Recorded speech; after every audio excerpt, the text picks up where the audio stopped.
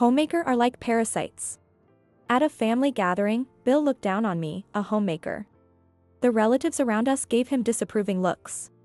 But Marissa, oblivious to the atmosphere, laughed loudly and said, "Yeah, like a jobless bum. It's true that I'm not working. But that's because Bill wanted it that way." I clenched my teeth in frustration. Bill, finding my reaction amusing, smirked and said, "Why don't you quit being a homemaker and get a job? Not that someone as useless as you could manage it." "Dad, come on, it's mean to tell the truth like that." Marissa laughed hysterically at his comment. "I've had enough of these too. All right, I'm quitting being a mom today." "What?" After this, they would both end up in a dire situation. My name is Mary. I'm a 45-year-old homemaker. I currently live with my husband Bill and his daughter Marissa. I met him at a dinner party hosted by a mutual friend. Back then, I was a nurse with little opportunity to meet new people. Nursing is a female-dominated field, and while there are many male doctors, competition is fierce. The attractive nurses often dated the doctors. With my average looks, I didn't stand a chance. Besides, dating within the hospital could be awkward if things didn't work out. So I decided to seek opportunities outside. I asked my friends to introduce me to men. But it was tough going. My job involved night shifts and working on weekends. Because of this, I rarely matched schedules with most men. As a result, dates often ended after 1 or 2 meetings. But Bill was different. I went on many dates with him. The key reason was his job. He worked in sales for an international cosmetics company. His job mainly involved dealing with department stores, and he often worked on weekends. Because of this, he often had weekdays off, making it easier to coordinate our schedules. Our dates were fun. They were often short, involving just a meal or karaoke, but we always had a good laugh. I thought I'd be incredibly happy if I could marry him. One day, out of the blue, Bill proposed to me. I was so happy I burst into tears. He was concerned about my tears but was overjoyed when I said yes. After introducing him to my parents and preparing for the wedding, he told me he was divorced and had a 10-year-old daughter. His previous wife had suddenly left and never returned. They ended up getting divorced. He asked me to quit nursing and take care of his daughter at home. Marissa was still in elementary school, and he wanted me to take care of her. "I'm really sorry, but I love you, Mary, and I want us to be together." He looked very apologetic. It's not easy to accept a partner with a child out of the blue and agree to marry them. That's why I think he couldn't tell me until the last moment. But I loved him, so I agreed with a smile. I really loved my job as a nurse and thought it was my calling, but I had to give it up. A new life with the person I love. I was looking forward to starting my married life with him.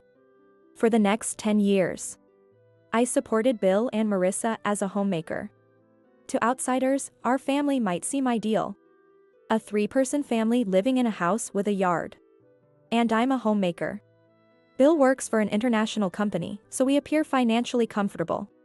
But the reality was different. Since we got married, Bill stopped seeing me as a woman. He treated me more like a housekeeper.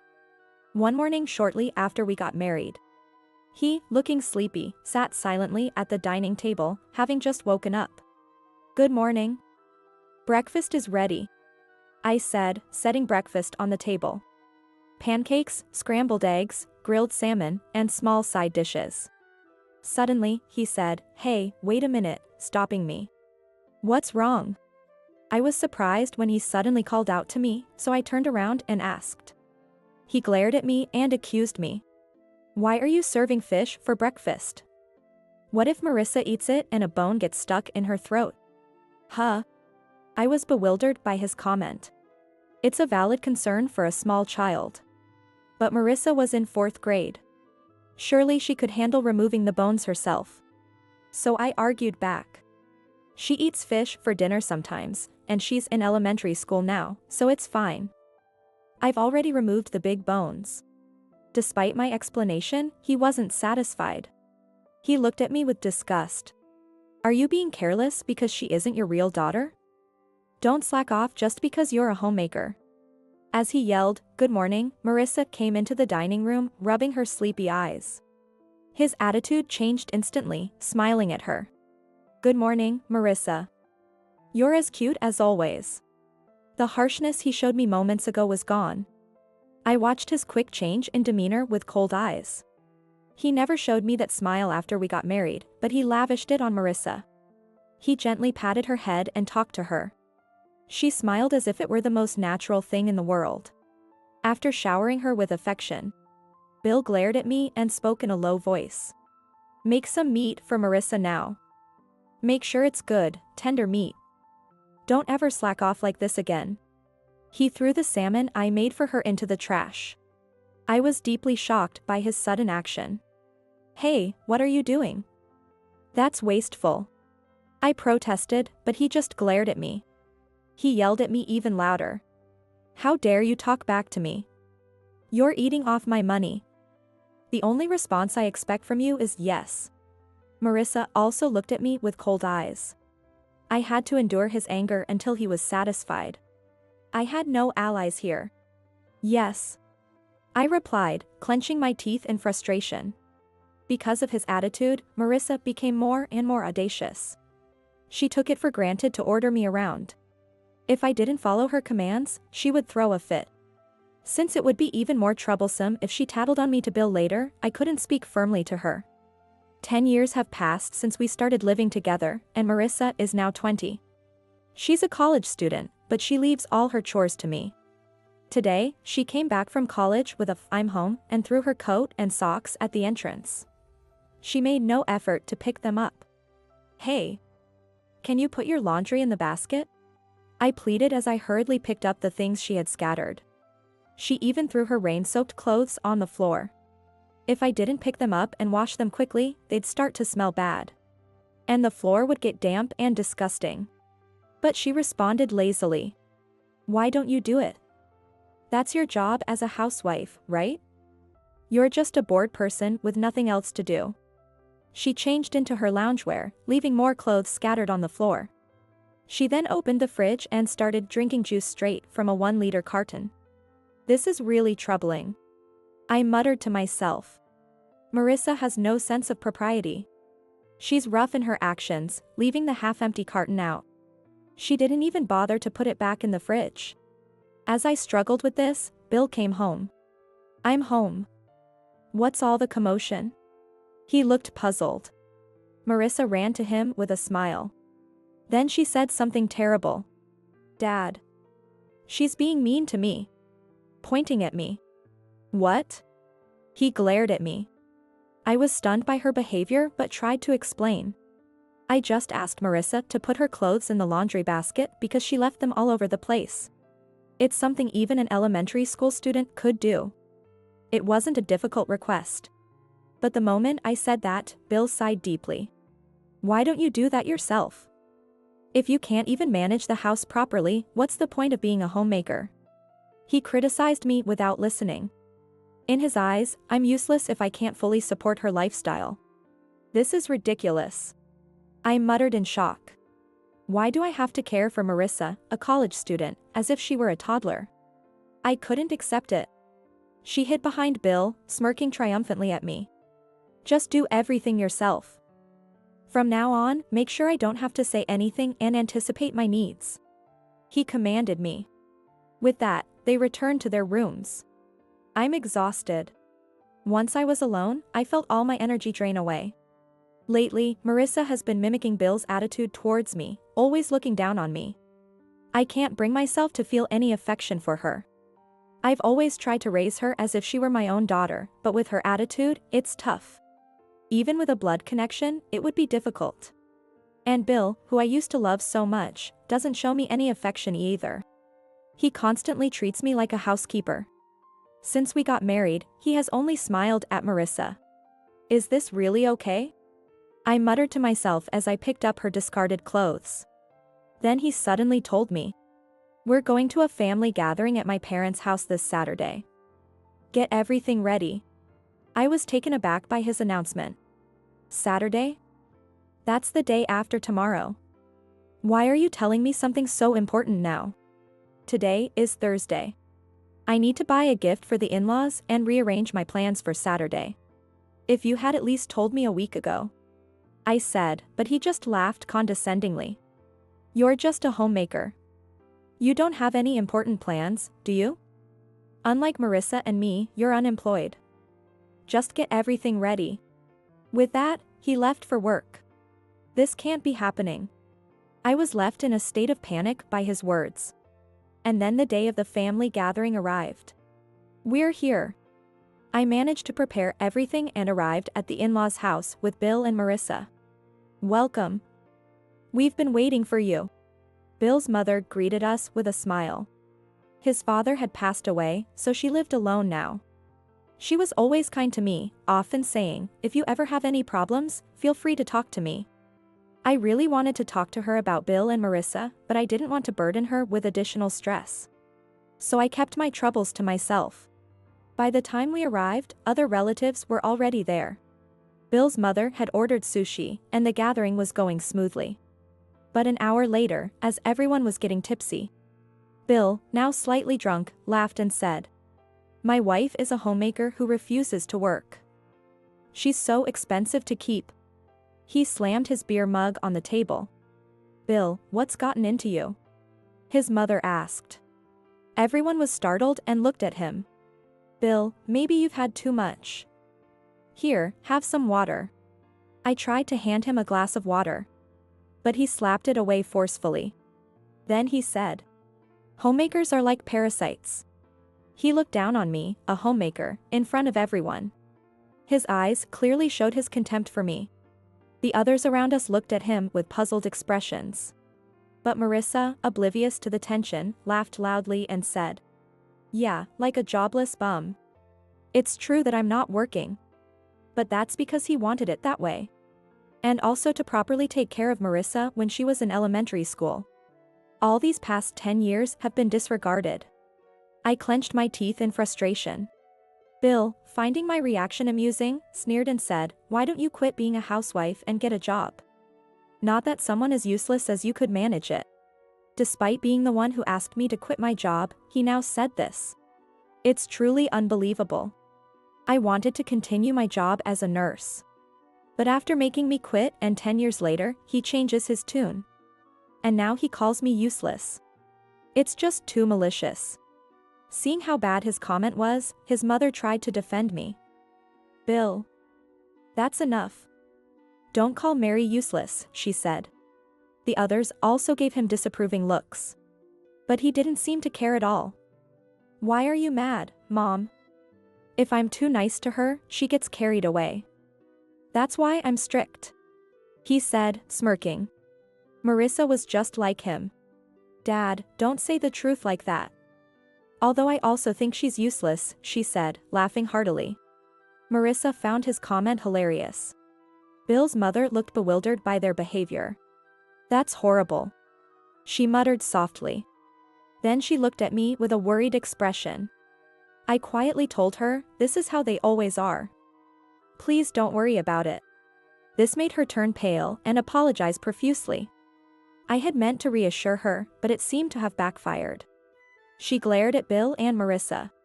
But they didn't notice at all. They continued laughing without a hint of remorse. I've had enough of them. I gave Bill and Marissa an ultimatum. "All right, I'm quitting being a mom today." "What?" They stared at me in disbelief. What followed would throw their lives into chaos. Marissa quickly recovered and snorted. "That's hilarious. If you quit being a mom, you'll have nothing left," she said, laughing loudly. Bill joined in, laughing condescendingly. "What will you do if you quit being a mom now?" They continued their cruel remarks. Their behavior was truly disgusting. Bill's mother had been frowning in displeasure since earlier. The look she gave them was not that of a mother or grandmother. She must have been disgusted by their outrageous behavior. The other relatives also whispered among themselves, clearly displeased with them. No one joined in their laughter. Unaware of this, they continued to make belittling comments towards me. "You've been unemployed for 10 years. Now society doesn't need you. This is the price you pay for staying home and doing nothing." Bill shouted at me with a smirk. "Unlike young me with a bright future, you're just an old hag now. Tough luck." Marissa laughed harshly. I felt a surge of anger. I clenched my fist quietly. For over 10 years, I've endured this. That was because I loved Bill and believed that Marissa and I would eventually become a real family. I truly believed that. But reality was completely different. His attitude changed drastically after we got married. He treated me like a housekeeper ever since. He wouldn't even call me by my name. Marissa was the same. She constantly ordered me around. She saw me as nothing more than a convenient caretaker. She never saw me as her mother. I tried to consider her as my own child and poured my love into her. I attended every school event and woke up early to make her favorite lunches for field trips. But she never once thanked me. She always said, "You're a homemaker, so it's expected. Maybe you should try harder?" Bill never appreciated me either. "Who do you think you owe your meals to? You should be kneeling and thanking me." He would say that all the time. To him, working for money made someone superior, and my doing housework was just taken for granted. He always said, "You're lucky. Staying at home all day must be easy." What a joke. From morning till night, I had endless chores, cleaning, laundry, cooking. Even when they were relaxing and watching TV, I was always busy with housework. To them, it was just natural. I was just a convenient presence. I couldn't stand being with them any longer. It was time to end this. In the midst of this awkward atmosphere, I suddenly stood up. Bill and Marissa were startled by my sudden movement. "What's with you? You're scaring me," he protested in a high-pitched voice. With a blank expression, I declared, "I'm quitting being a mother. From now on, I'm a stranger to you, Bill and Marissa. Goodbye." I quickly grabbed my bag. I headed for the door of the house. Bill's mother and the others looked bewildered but didn't try to stop me. Bill started to panic. "Wait. Are you going home?" "Yeah. It's rude to leave in the middle of a gathering." "How could you think of going home now?" Marissa looked incredulous. "What are they talking about? Home? I'm not going back to the house we lived in together. I'm going to my parents' house." I replied, half amused. "I don't want to live with them any longer." Bill suddenly shouted in disbelief. "What are you thinking? Running off to your parents' house all of a sudden? What about the house? You're a homemaker." Marissa glared at me. "Yeah. That's so irresponsible. What about my meals and my stuff? You need to take care of that," she demanded. Even now, they're only thinking about themselves. It's truly exasperating. I sighed lightly and replied, "Why don't you figure it out yourselves? Anyway, this parasite is leaving. Bye-bye." I waved my hand dismissively and left. I could hear them shouting something behind me, but I ignored them. I won't be their puppet any longer. They'll regret this for the rest of their lives. I quickly returned to the house we had shared and gathered only my valuables.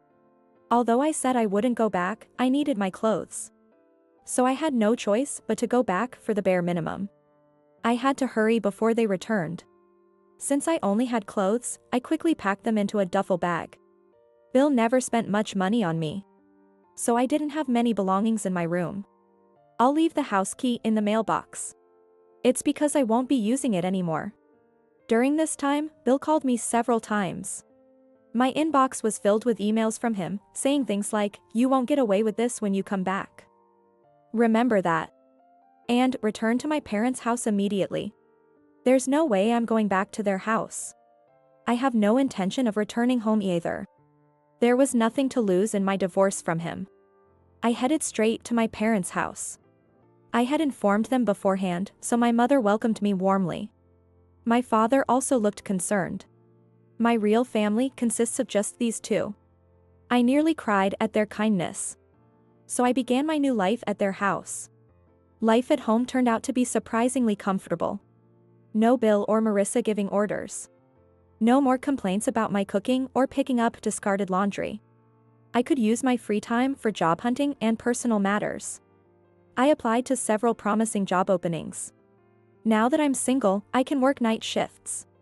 Soon, I received interview invitations. During this time, Bill and Marissa kept calling, but I ignored them completely. Their home must be in chaos by now. They're probably calling because they're in trouble. I have no intention of helping them. Resolutely, I ignored their calls. About 3 weeks later. Since I had been a nurse, I managed to find a new job. It's a full-time position as a regular employee. Despite the 10-year gap, I was worried about whether I could manage. But I have no choice. I steeled myself. The night before my first day at my new job, my mother came into my room with a troubled expression. "What's wrong?" I asked her. She hesitated before saying, "Bill and Marissa showed up at the door." I couldn't turn them away, but I don't know what to do. It was clear she was distressed. Since I'm still technically married to Bill, she probably didn't know how to handle the situation. My father, worried about me, offered, "Do you want me to tell them off?" I didn't want to burden my parents any further. So I reluctantly answered, "I'll go." I needed to settle things with them. I walked to the entrance. Opening the door, I saw Bill and Marissa standing outside the gate. "What do you want now?" I asked coldly. I had no intention of letting them into my parents' house. So when Bill said, "Let us in," "It's cold out here," I didn't open the gate. Instead, I added, "If you have something to say it here. Make it quick." He seemed slightly taken aback by my defiance. He let out a big sigh before speaking. "How long are you planning to laze around at your parents' house? Things are a mess at home." Every word out of his mouth was an insult. He was clearly angry. He probably still believed that everything was my fault, without reflecting on his own behavior. Marissa glared at me and added, "Yeah. The house is a disaster because you're not there. All our clothes are dirty, and we have nothing to wear. Just come back and fix it already." Since I left 3 weeks ago, neither Bill nor Marissa had done any housework. Marissa had left her clothes scattered everywhere. And neither of them had used the washing machine. Bill didn't scold her. Instead, he joined her in leaving clothes scattered everywhere. The living room was apparently filled with dirty clothes. Incredible. 2 grown adults, and this is the state of things? I muttered in disbelief. But he reacted to my comment. "Washing is your job. We left it for you to do. Be grateful and get it done. Yeah. Do it now. That's all you're good for." Marissa laughed as she spoke. I was taken aback. How long did they think they could continue ordering me around like this? But if I let this go, they'd get their way. I wouldn't allow that. I calmly responded, "I'm not doing any of it. I'm divorcing you, Bill. You'll be hearing from my lawyer soon, so make sure you handle it properly." I spoke clearly and firmly. I didn't want to be manipulated by them any longer. He was not convinced. How can you get a divorce without any income? Someone as useless as you will end up homeless. He laughed derisively. Marissa, still smug, added with a laugh, "Being truly unemployed is tough, huh? Just apologize to Dad and come back home. We'll put you back to work." I had no intention of bowing to their demands. Besides, I already had a job. I smiled brightly and rejected them. I've already secured a new job. So don't worry about me. Instead, worry about living in your own trash heap. What? You already found a job? That was fast. Bill looked frustrated. Marissa was equally dismayed. I thought you'd be crying about not finding a job. This old hag is getting too cocky. She muttered in frustration. I couldn't believe how awful they were, hoping for my misery. As I considered this, Marissa suddenly had an idea. You're my mother, aren't you? You can't just stop being my mother so easily. I'm still a student. She tried to play the victim. But it was too late for that. She knew the truth. I smiled at her and said, Marissa, you know the truth. We're not blood related. Once I divorce your father, we won't be family anymore. What? She turned pale as she realized this. She had finally remembered. Her mind seemed slow to grasp the situation. I was not her real mother. Her biological mother was someone else. So, once I divorced Bill, we would be strangers. If she had treated me kindly, perhaps I could have felt some motherly affection. But to Marissa, I was just a convenient maid. She always ordered me around and never showed any gratitude. In such circumstances, I had no desire to remain her mother. She looked frustrated, but she couldn't think of any solutions. She just glared at me silently. Bill realized my determination. Now that I had a job, there was no way to avoid the divorce.